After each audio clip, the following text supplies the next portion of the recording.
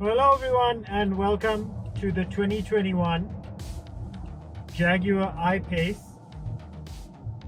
EV400 HSE. This is the highest spec of I Pace that you could buy in South Africa. At the moment on the Jaguar website they've got the black edition listed, going for about 2 million rand.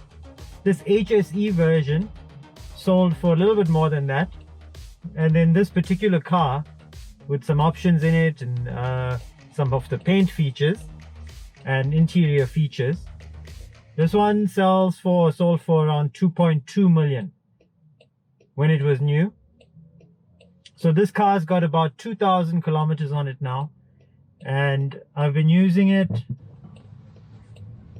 every day and kind of seeing what it's like to live with, do errands, do the kind of stuff that you normally would in a daily kind of SUV, running around as much as possible in the circumstances of the world. And I've been driving it in all of the modes. It's got a normal mode, and you can toggle through the modes here on the center console. There's an eco mode that kind of pares back everything, gives you less throttle response.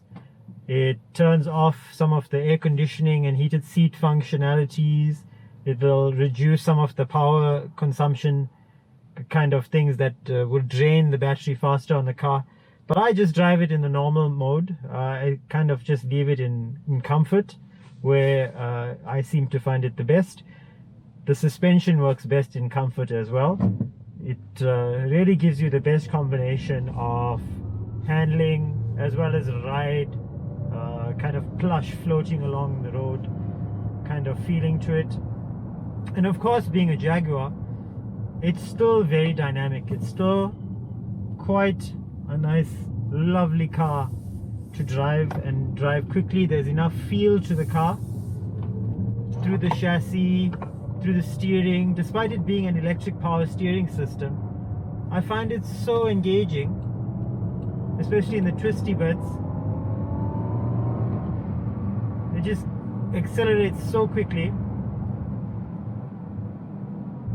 Yeah, so the steering, such a nice steering system, such a nice suspension system, being air suspension, very nicely tweaked and refined.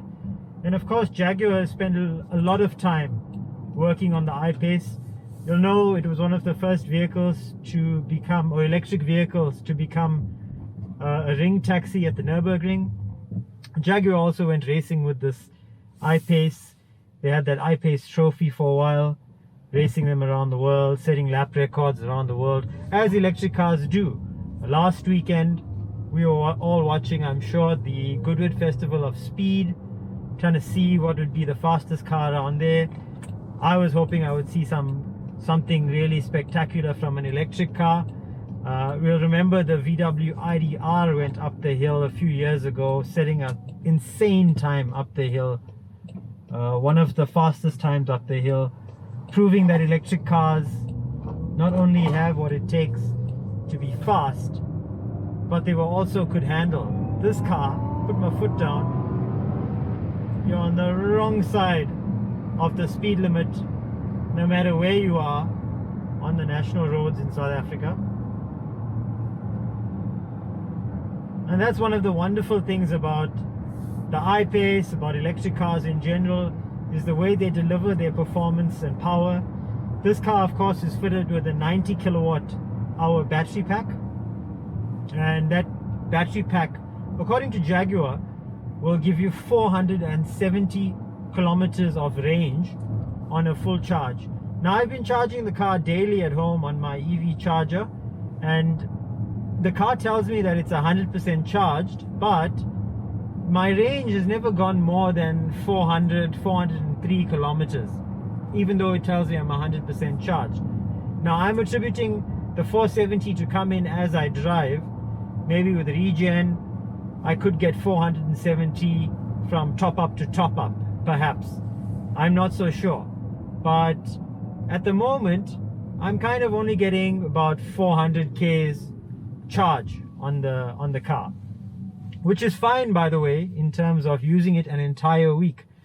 I find that if you charge this car on a Sunday, Monday, Tuesday, Wednesday, you do all your running around. I can go to the CBD of Johannesburg from where I live and back a good 60 kilometers. I do 70 kilometers a day. And then on Wednesday, I put the car back on the charger. So I'm not even charging the car every day. You don't need to charge the car every day because I have 400 kilometers of range at my disposal.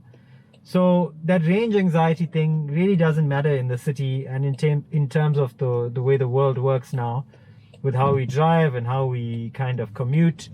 So as far as being capable to just do everything and not have range anxiety, the I-Pace just does that.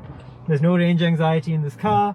Charge it every couple of days at home and you're good. And of course, if you're going to a mall or someplace with a high-speed charger, you can put it on that.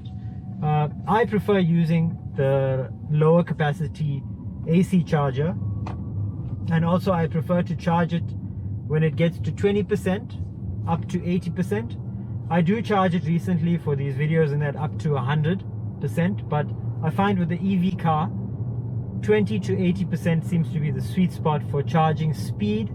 And then in terms of what I've spoken to, or who I've spoken to about these cars, it really preserves the life of the battery if you don't charge it to 100% all the time. So try and charge to 80% and keep it above 20% all the time if you're getting an I-Pace or you're getting any electric car in general. Yes, of course, that's going to affect your overall range, but like I'm saying, around the city and every day, you're not going to have any issues with this car. A lot of people talk about, oh, but can you drive from Joburg to Durban, with an electric car? And you can with the I-Pace because Jaguar has invested in the Powerway, where you can charge these things along all the major routes: Joburg to Durban, Joburg to Cape Town, along the N3. There's no issues with charging or charging infrastructure. Of course, there's grid cars. You can register on the grid cars website, and then you have access to the entire network of grid car chargers around the country.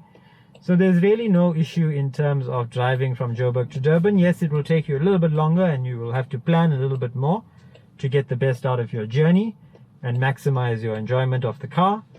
But that's just the thing that I found with living with an I-Pace and enjoying the kind of EV lifestyle. I've never had to go to the garage for kind of fuel for so long. I don't even remember how to fill up properly on 95. Because I mean, with the electric car, you get home, you plug it in like you do with your phone, and you're good to go. And there's no issues in terms of worrying about checking oil or checking coolant and things like that. It's just a plug and go and plug and play kind of vehicle. And it's got enough performance, it's got enough dynamics. This car is an ultra luxurious car. It costs over 2 million rand. It's got everything you would want in a cool kind of premium EV. You've got voice control, you've got lane keep assist, and a whole raft of safety features. Everything that you would find on a Jaguar or Land Rover product, you get in the I-Pace, especially in this HSE model. This model is trimmed very nicely with the red and with the lovely bespoke carbon fiber bits all over the outside, which I'll show you. And it's got Alcantara lining the roof. So it's really, really one of the nicest Jaguars, one of the nicest cars, in fact, on sale in South Africa right now.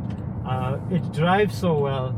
It gives you so much of grunt, so much of feedback, so much performance. It's got enough space for 4 adults. And I find that if you're not looking for a 7-seater, but you want something that rides high and you want something different, you just want a new experience, you're tired of that V8 or something like that, I would seriously consider taking this I-Pace for a spin, asking about that black model that's coming, and how you can get a home charger installed through Jaguar, or you could also use the people that I used. I'll put a link in the description below. But yeah, on the road, that's a quick look at the Jaguar I-Pace. I'll pull over and we can have a look around the car. I'll show you around the inside, as well as what some of the techie bits are.